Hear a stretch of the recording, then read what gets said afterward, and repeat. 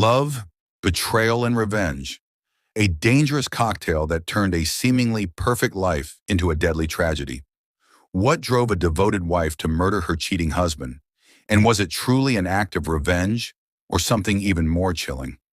This shocking crime unfolded in 2003 in Hong Kong, where Robert Kissel, a wealthy American banker, was found dead in a scene that stunned both the local community and the world.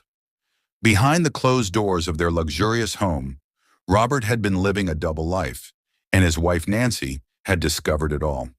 What started as a marriage built on trust ended in cold-blooded murder. By all accounts, Robert and Nancy Kissel appeared to be living the dream. They were an affluent couple, both well-educated and raising 3 children in the bustling city of Hong Kong. Robert, an ambitious and respected banker, had a prominent position in a global investment firm, while Nancy, a former lawyer, had transitioned into a successful career in real estate. Together, they lived in a luxurious apartment with a view of the city's skyline, embodying the epitome of success and privilege. Their life seemed to be everything anyone could hope for: money, status, a family, until the cracks began to show. Robert, though outwardly successful, had been hiding a secret from his wife. He had been unfaithful to Nancy for quite some time, engaging in multiple affairs. One affair in particular involved a much younger woman, which only deepened the rift between him and Nancy. As the months passed, Robert's absences grew more frequent, and his behavior more erratic. He spent long hours at work, but it was clear to Nancy that something was off. He was distant, distracted, and secretive, taking phone calls in private and acting increasingly evasive.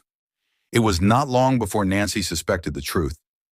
Her husband was not just busy with work, but was hiding something far more personal.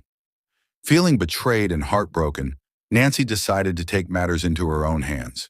She began quietly gathering evidence. She noticed the late-night calls, the unexplained meetings, and the messages left on Robert's phone, which he began to hide from her. Each piece of evidence she uncovered seemed to confirm her worst fears, but there was more. There were emails, texts, and even phone calls that painted a picture of a man who was not only unfaithful, but living a double life. Nancy was no longer just the devoted wife. She had become a woman with a growing sense of anger and distrust. She realized that her marriage, once built on trust and love, was now built on lies. The betrayal stung deeply, and the evidence she had gathered became impossible to ignore. With each revelation, Nancy's sense of betrayal festered, and her relationship with Robert began to unravel completely. As the affair continued, Nancy found herself at a crossroads, unable to deny the truth any longer. After weeks of simmering anger and a plan that was meticulously put into motion, Nancy Kissel was finally ready to take drastic action. The marriage that had once been built on trust and love had now devolved into a toxic, broken relationship. As Nancy's suspicions about Robert's infidelities grew, so did her sense of betrayal. She knew in the deepest part of her heart that she could no longer endure the constant lies and deceit. On the night of November 2nd, 2003, Robert Kissel would never return home the same. Nancy, having spent weeks plotting her revenge, saw this as her final opportunity to end the pain. She had carefully thought out every detail, ensuring the method would not only end her husband's life, but also shield her from immediate suspicion. It was a simple yet effective plan. Nancy prepared Robert's favorite dessert, a strawberry milkshake. But this was no ordinary milkshake. She laced it with a powerful sedative, a drug that would knock him unconscious and render him completely vulnerable. Robert, blissfully unaware of the danger lurking in his drink, consumed it without hesitation. As he finished the milkshake, the sedative began to take effect, and his body grew heavy with fatigue. It was a cruel irony. Nancy had drugged the man who had betrayed her, and he had no idea what awaited him. As Robert's eyes began to flutter and his speech slowed, Nancy knew it was time to act. She didn't wait for him to fall into a deep sleep. Instead, she watched him struggle to stay alert as the sedative dulled his senses. Then, with chilling precision, she moved quickly to the next part of her plan. In their home, scattered with luxury and comfort, Nancy found what she needed: a heavy metal statue, the kind that could be both an ornament and a weapon. She picked it up and, With all the rage that had been building inside her for months, she struck Robert. Again and again, she bludgeoned him with the statue, her face set with a mixture of determination and fury. It wasn't a spur-of-the-moment act of violence. This was a cold, methodical assault. Each blow seemed to echo louder than the last, as if releasing all of the anger, pain, and betrayal Nancy had endured over the years. Robert, unable to defend himself in his drugged state, fell to the floor lifeless. His once strong and confident figure now lay motionless, the victim of his own deceit. After the crime was committed, Nancy didn't panic. She didn't scream or cry out in remorse. Instead, she went to work on the next stage of her plan, covering up the murder. With calm efficiency, she moved Robert's body into a storeroom. The room was cluttered with items, which would help obscure his body for a while. She made sure there was no immediate trace of the crime, no signs that anyone would discover the truth too soon. But the chilling events didn't end there. Nancy was not done yet. She still had to control the narrative, to manipulate the situation so that no one would suspect her. The next few hours were a blur of calculated moves. She made phone calls. She cleaned up the scene, and, as the hours passed, she convinced herself that she had taken control of her life once again. Yet no matter how carefully she planned, no matter how much she tried to cover her tracks, there was one thing Nancy couldn't escape: the truth. Robert's murder, though momentarily hidden, would soon unravel, and with it, the shocking reality of her actions would be exposed. The morning after Robert Kissel was killed, his body was discovered in the storeroom of the family's luxury apartment in Hong Kong. At first, the crime scene appeared to be a botched robbery. The door was unlocked and some valuables were missing, clues that seemed to point toward an intruder. But as the investigation unfolded, the initial theory quickly fell apart, and the evidence began to tell a much darker and more complicated story. As the police arrived, the scene was unsettling, but there was something about the way Robert's body had been positioned and the lack of forced entry that caught their attention. They soon began to question the story of a random thief. The apartment itself showed no signs of being ransacked. Instead, it appeared as if someone had carefully staged the scene to mislead the investigators. The clues were pointing in an unusual direction, and the more the detectives dug, the clearer it became that the crime wasn't as simple as it first seemed. Detectives began by questioning those closest to Robert, and Nancy was, of course, the first person they turned to. After all, she was the wife, and in cases like this, the spouse is often the most likely suspect. But what was most striking was Nancy's response to the situation. Despite the violent death of her husband, Nancy seemed unnervingly calm. To outsiders, she appeared composed and even cooperative, almost as if nothing had changed. But as the investigation deepened, this calmness started to feel more and more unsettling. Over the next few days, investigators combed through the Kissel family's home, looking for clues. One key piece of evidence came from the couple's security system. The footage, reviewed in detail, revealed Nancy preparing Robert's final meal, the strawberry milkshake that had been laced with the sedative. In the video, Nancy could be seen calmly making the drink and handing it to Robert, who accepted it without suspicion. This was a pivotal moment for the investigators, as it confirmed that Robert's death wasn't the result of a random, violent act, but something premeditated and carefully planned. As the police worked through their list of leads, they also focused on Nancy's behavior in the days following the murder. Friends, family, and even colleagues noted her strange lack of emotion. Rather than expressing grief or shock over the brutal loss of her husband, Nancy was eerily composed. She carried on with her routine as though everything was normal, and in the immediate aftermath of Robert's death, she was even seen running errands, meeting friends, and speaking about the future as though she hadn't just been responsible for ending a life. However, Nancy's calmness was more than just a strange emotional response. It became a crucial part of the puzzle. Her apparent lack of distress was consistent with a person who had been preparing for this moment for a long time. This odd behavior was exactly what detectives were looking for. It was as if Nancy had been playing a role, and the role had finally reached its climax. But the true breakthrough in the investigation came when detectives examined Nancy's internet history. As part of the forensic analysis, they discovered a chilling pattern in her online searches. Just days before the murder, Nancy had searched for phrases like how to cover your tracks and how to get rid of a body. This discovery was a turning point in the case. It confirmed the worst fears of the investigators. Nancy had planned the murder with a level of cold calculation that was shocking, even by the standards of a crime like this. These internet searches were a damning piece of evidence.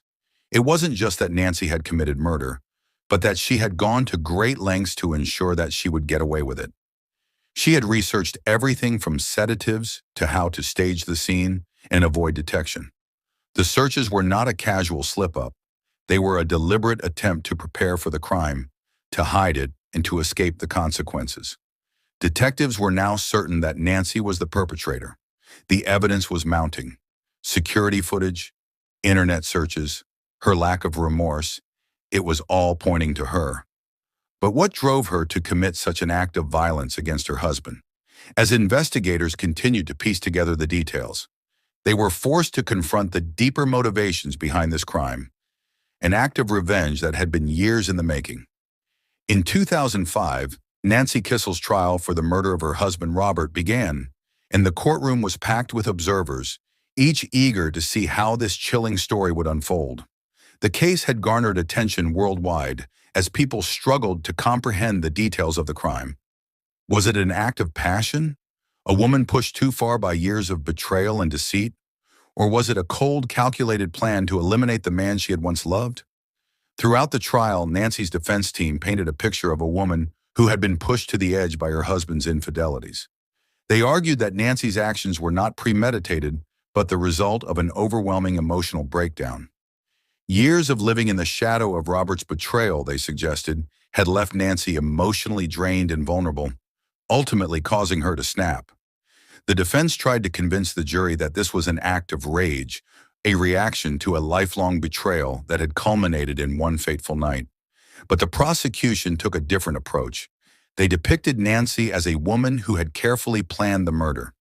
She had drugged Robert with a sedative-laced milkshake, a move that required forethought and premeditation.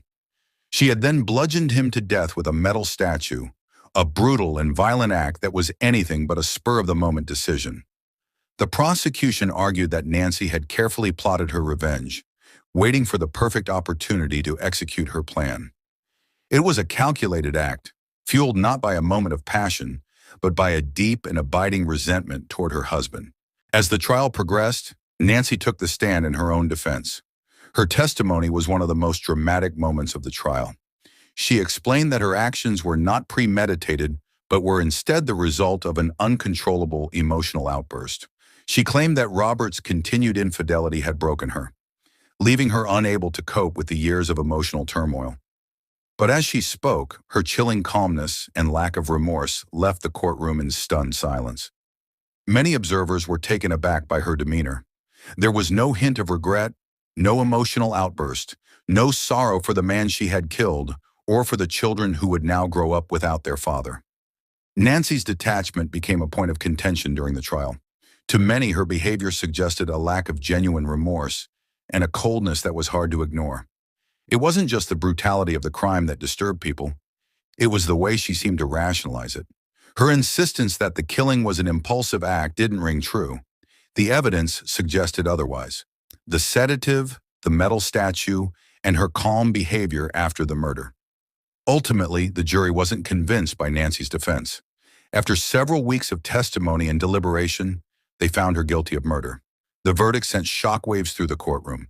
Nancy was sentenced to life in prison without the possibility of parole, a harsh punishment for the crime she had committed. But for many, the conviction only raised more questions than answers. Was Nancy truly a victim of her circumstances, a woman driven to madness by years of emotional torment? Or had she, in the end, become a woman driven by a thirst for vengeance and a desire to take control over a life that had slipped out of her hands? The trial had been a painful experience for Robert's family and friends. They were forced to confront the reality of their loved one's death and the revelation that he had been leading a secret life filled with affairs only deepened the pain. The man they had admired and respected was no longer the person they thought he was. Robert's family had lost not only their loved one, but also their perception of the man he had been. But perhaps the most heartbreaking fallout from the case was the impact on the Kissel's three children. For them, the trial and its aftermath would be something they would have to live with for the rest of their lives. Torn between loyalty to their mother and the devastating reality of what she had done, the children were left to navigate a world where the lines between love, betrayal, and murder had become tragically blurred. The case of Robert and Nancy Kissel became a symbol of the destructive power of betrayal. What began as a marriage built on promises and trust had ended in a violent act of revenge that would forever change the lives of everyone involved. It left a community reeling, with questions about how far someone could go when pushed to their limits, and whether a moment of rage could ever justify the irreversible consequences that followed. This case is a haunting reminder of how betrayal can fuel a devastating spiral, ultimately leading to irreversible consequences. The events surrounding Robert and Nancy Kissel raised troubling questions about the complexities of relationships, trust, and revenge. Was Nancy's crime an act of passion, fueled by years of betrayal and heartache?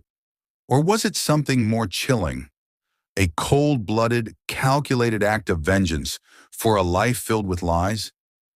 As we look back at the tragic outcome of this case, we can't help but wonder, could this have been avoided? Could Robert's infidelity, his double life, have been something they worked through? Or was the tragedy inevitable, the result of years of broken trust, deception, and the emotional toll it took on Nancy? It's a stark reminder of just how far emotional wounds can go when they're left unaddressed, and how they can erupt in violent and tragic ways. But what do you think? Was Nancy Kissel justified in her fury, or did she cross a line that can never be undone? Can anyone truly understand the depth of betrayal she must have felt, or does the brutality of her actions erase any sympathy for her cause? Was this a crime of passion, or was it a premeditated act that left no room for forgiveness? We'd love to hear your thoughts. Was Nancy justified, or did she take her anger too far? Let us know in the comments below. And if you want to hear more true crime stories that explore the darkest corners of human nature, make sure to hit that subscribe button. Stay tuned for more cases like this one as we dive deep into the stories that make us question the true nature of justice and humanity.